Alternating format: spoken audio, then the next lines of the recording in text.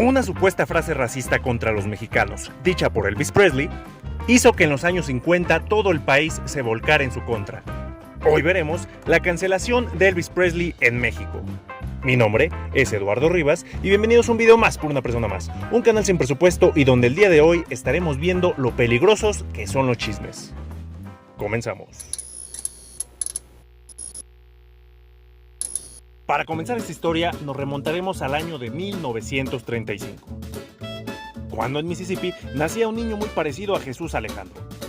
Este creció y creció, adquirió cejas, se puso guapo y se convirtió en el rey del rock.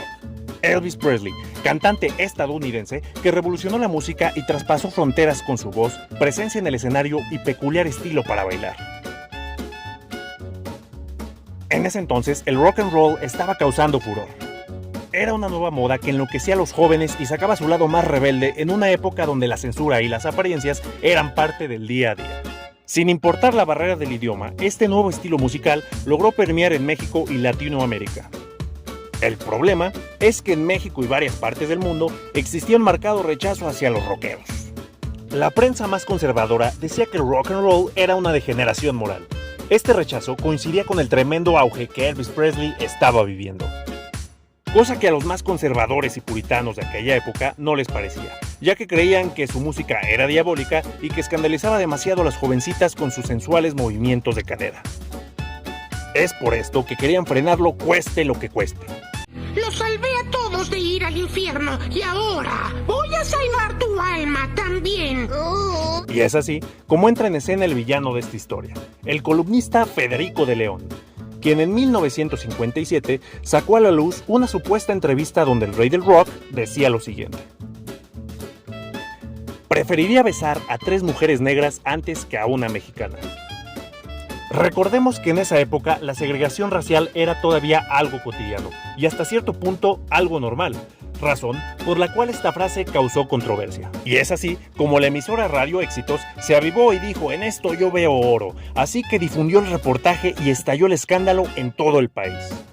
Y pues todo mundo se lo creyó. ¿Y le hiciste caso? Sí, creo todo lo que me dice cualquier persona en la calle. La gente en México estaba en shock, no podían creer que les dijeron feos. Es por esta razón que todo el mundo se volcó contra Elvis. Se empezaron a quemar discos y las cadenas de radio vetaron sus canciones. E incluso, diarios sensacionalistas de Tijuana lo tildaron no solo de racista, sino también de homosexual. Días después, el mismo columnista Federico de León citó a una mujer que dijo: prefiero besar a 3 perros que a Elvis Presley. Y pues la verdad, ¿quién le creía? Porque ¿quién no quería besar a Elvis Presley? Y es aquí cuando el cantante Elvis Presley empezó a notar que había un pequeño complot en su contra. El cantante envió un comunicado de prensa para aclarar el malentendido, pero este fue en vano, y el rechazo contra él continuó. Las aguas todavía no se calmaban cuando en nuestro país se estrenó en mayo de 1959 la película King Creole, traducida al español como El barrio contra mí. No sé por qué, porque significa rey criollo. El estreno se daría en el Cine Las Américas en la Ciudad de México. Y se advirtió que sería una película apta solo para mayores de edad. Y todos los jóvenes de aquella época dijeron: ¿qué? ¿Para mayores de edad? Pues mírame cómo voy. Así que se fueron al estreno y de paso causaron destrozos. Cientos de jóvenes entraron al cine y se produjeron disturbios que dejaron varios heridos. Raúl de la Rosa, un anciano periodista que en ese entonces fue joven, relata lo siguiente: el cine estaba repleto de jóvenes, todos vestidos con chamarra de cuero, con el pelo engomado y un gran copete, y con nuestras motos esperándonos afuera. Éramos los gángster mexicanos.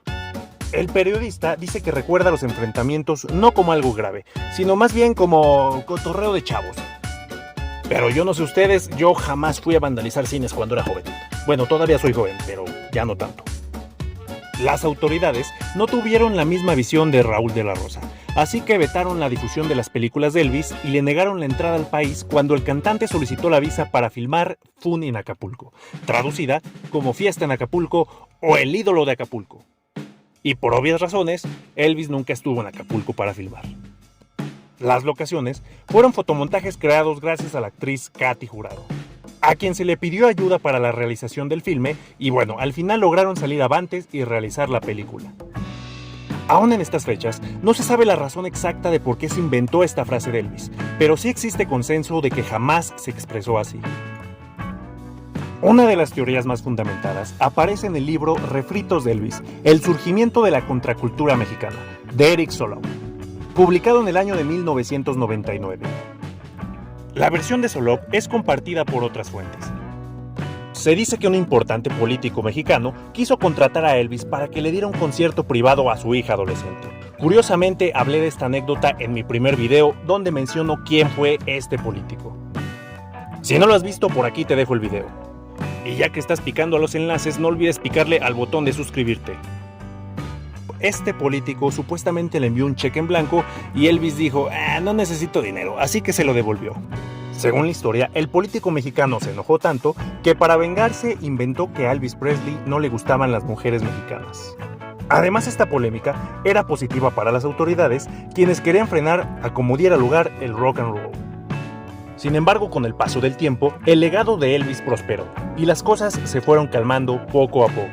Hoy en día es recordado en México por sus versiones de las canciones Allá en el Rancho Grande, Bésame Mucho, y se cuenta que siempre tuvo un gran aprecio por nuestro país y su música. Y ahí les va otra historia que iba a ser un video individual, pero la verdad me dio flojera hacerlo. La historia dice que Elvis Presley quedó deslumbrado por las canciones de un joven mexicano llamado Armando Manzanero. Dado que por aquellos años Manzanero publicaba su primer proyecto discográfico. Y pues al igual que yo al nombrar mi canal, él tampoco se partió la cabeza y lo tituló Mi Primera Grabación.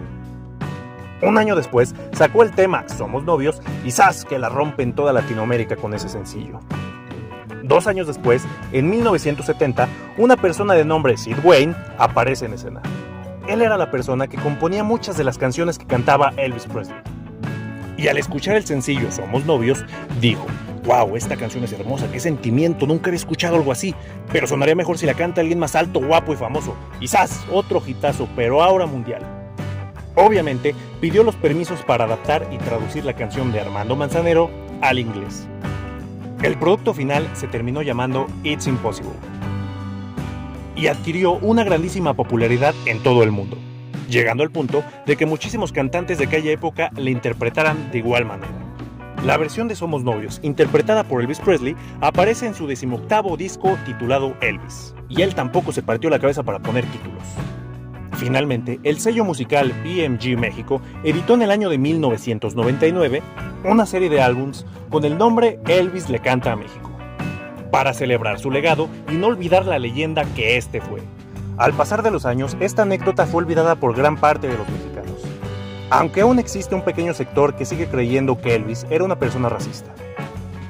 Y no es de extrañar, ya que a lo largo de su carrera surgieron muchas mentiras sobre el supuesto racismo de Elvis Presley. Al final del día realmente nunca lo sabremos porque pues Elvis ya se murió. Y esta fue la historia de la cancelación de Elvis Presley en México. Si te gustó esta historia, no olvides compartir, dar like, comentar y suscribirte. Sobre todo, suscribirte, que ya casi llegamos a los 1000 suscriptores. Nos vemos en la próxima. Chao.